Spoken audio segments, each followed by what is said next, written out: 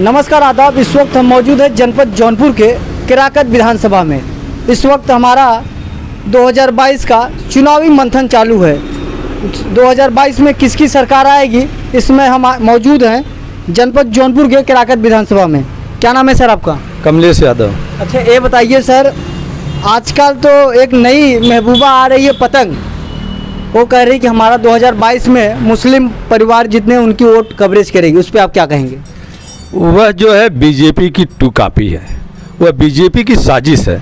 BJP ने उनको भेजा है कि जाके मुस्लिम का वोट काटिए और फिर बाद में भाजपा से मिल जाती है। देखते हैं आप, वो कभी सरकार की बुराई नहीं बतियाता, दूसरे पार्टी की बुराई बतियाता है। तो पूरी जनता मुस्लिम भाई समझ गए हैं, पूरी जनता मुस्लिम भाई समझ गए हैं कि इसको वोट देना सपा को हरा देगा, इसलिए उसको नकार दे रहे हैं। समाजवादी पार्टी को पूरी मुस्लिम, पूरी कौम एक तरफ से लगी हुई है, 100% वोटिंग करने जा रही है। 2022 के केराकत विधानसभा में 2-3 ऐसे प्रत्याशी हैं जो समाजवादी के टिकट के दावेदारी कर रहे हैं, उस पर आप क्या कहेंगे? किस प्रत्याशी को आप उतारना चाहते हैं? देखिए, समाजवादी पार्टी हमारे राष्ट्रीय अध्यक्ष जी अखिलेश यादव भैया जिसको भी टिकट देंगे और वो भी जानदार प्रत्याशी को देंगे। किसी को भी देखते हैं, जानते हैं कि हमारा प्रत्याशी जाएगा, अभी तक सरकार बनाना है। तो अगर अच्छा प्रत्याशी देंगे तो मंत्री भी बन सकते हैं यहाँ पर, इसलिए किसी को भी वो देंगे टिकट, हम लोग उनको जी जान लगा के जिता के यहाँ से केराकत विधानसभा को जिता देंगे। इसमें से 2-3 नाम हम बता दे रहे हैं, जैसे डॉक्टर दिलीप गौतम और एक गुलाब चंद सरोज और एक है, उनका नाम नहीं मालूम है। इसमें से आप किसको? दीपचंद राम है, बहुत 3-4-5 प्रत्याशी हैं। आप ही बता दीजिए। जैसे प्रत्याशी 4-5 हैं यहाँ पर, हम लोग हैं देखते हैं 4-5 प्रत्याशी हैं, लेकिन भैया अखिलेश जी किसी को भी देंगे, कोई भी प्रत्याशी आएगा हम लोग जी जान से उसको जिताने का काम करेंगे। अभी मैं चाय पी रहा था, देखा कि बोले 2022 में भी योगी जी आ रहे हैं, लोग कह रहे हैं, इस पर आप क्या कहेंगे? योगी जी नहीं आ रहे हैं, ये तो झूठ बात है। योगी जी का आपने देख लिया कितना, जितना काम किए सब अखिलेश भैया का जो काम किया है उसका फीता काटे, कोई नया काम नहीं किए हैं। इसलिए जनता समझ गई है और जान गई है। दाल 100 रुपया किलो के ऊपर चल रहा है, महंगाई इतनी तेज है, गैस सिलेंडर फ्री में दे दिए, उसका 950 रुपये इस समय भराना है। कितना जने का चूल्हा गैस सिलेंडर रखा हुआ, फिर लकड़ी लेके खाना जुटा रही हैं। इसलिए सब लोग उनके चालबाजी को समझ गए हैं। अब बीजेपी को कोई बहकावा में कोई आएगा नहीं। इस बार 100% अदर कास्ट के और वोटिंग करने जा रहे हैं समाजवादी पार्टी को, और समाजवादी पार्टी 2022 में 400 प्लस करने जा रही है। अच्छा, ये बताइए आप, उत्तर प्रदेश के मुख्यमंत्री का दावा है, उनका कहना है कि लाखों करोड़ों रुपए गौशाला पे खर्चा कर दिए। बताइए, गौ माता का रक्षा कर रहे हैं गौशाला खोल के, उस पर आप क्या कहेंगे? नहीं, गौ माता की रक्षा नहीं कर रहे हैं, वो भक्षक बन गए हैं। गौ माता रास्ते में खड़ी हो जाती हैं, एक्सीडेंट हो जाता है, गौ माता मरी जा रही हैं। उनसे आदमी भी जाता है, गाड़ी से लड़ जाता है, वो भी मर जा रहा है, पहेटे जा रहे हैं। सरकार को एक काम की है सरकार, इसको आपने लिखिएगा, एक काम की है सरकार, नौकरी नहीं दी सरकार, बीजेपी नौकरी नहीं दी, लेकिन एक नौकरी दे दी फ्री में। वो कौन सी नौकरी दे दी कि रात को जब गाय जाती हैं तो जनता, गांव की जनता, गांव के किसान अपने खेत में रखवाली करता है रात भर, वह फ्री नौकरी देते हैं, और कोई नौकरी नहीं दिए हैं। यह बीजेपी की नौकरी है। अच्छा, ये बताइए सर, आपका क्या नाम है? डॉक्टर रमेश हमारा नाम है। अच्छा, ये बताइए सर, आपके जौनपुर में मेडिकल कॉलेज बन रहा था, अभी तक क्यों नहीं बना? सरकार ने इसे रोक रखा है। ये तो पिछली सरकार ने ही उसका उद्घाटन किया था, उसका शिलान्यास कराया था। इस सरकार को दवाई से, पढ़ाई से, रोजगार से नफरत है, इसलिए वो ऐसा काम नहीं करती। वो काम करेगी, मंदिर के बारे में लड़ाएगी, मस्जिद के बारे में लड़ाएगी, नारा देगी, अब्बा जान कहेगी, चाचा जान कहेगी, क्योंकि ये उसे सूट करता है। जब तक वो चुनाव को कम्युनल नहीं करेंगे तब तक वो चुनाव नहीं जीत सकते, क्योंकि मुद्दे हैं नहीं। जब मुद्दे रहेंगे, मुद्दा तो है रोजगार का है, शिक्षा का है, इन चीज़ों का मुद्दा है। इस पर कभी किसी बीजेपी के राष्ट्रीय प्रवक्ता को, प्रदेश प्रवक्ता को, यहाँ तक कि जिला प्रवक्ता को आप बात करते हुए देखा या आपने बाइट ली हो तो आप बता दीजिए क्या उनके जवाब होते हैं? अच्छा, ये बताइए सर, आपको योगी जी क्यों नहीं पसंद है? फ्री में राशन दे रहे हैं और तमाम ऐसी सुविधाएं कर रहे हैं, उस पर आप क्यों नाराज हैं? देखिए सर, राशन दे देना, जैसे एक कहानी छोटी सी अगर आप इजाज़त दें तो सुना दें आपको। बता दीजिए। एक आदमी तालाब में नहा रहा था, बच्चा, वो डूबने लगा, एक आदमी जा रहा था, उसे निकाल दिया। फिर दूसरे दिन वो नहाने गया, फिर डूबने लगा, फिर तीसरा आदमी निकाल दिया उसे।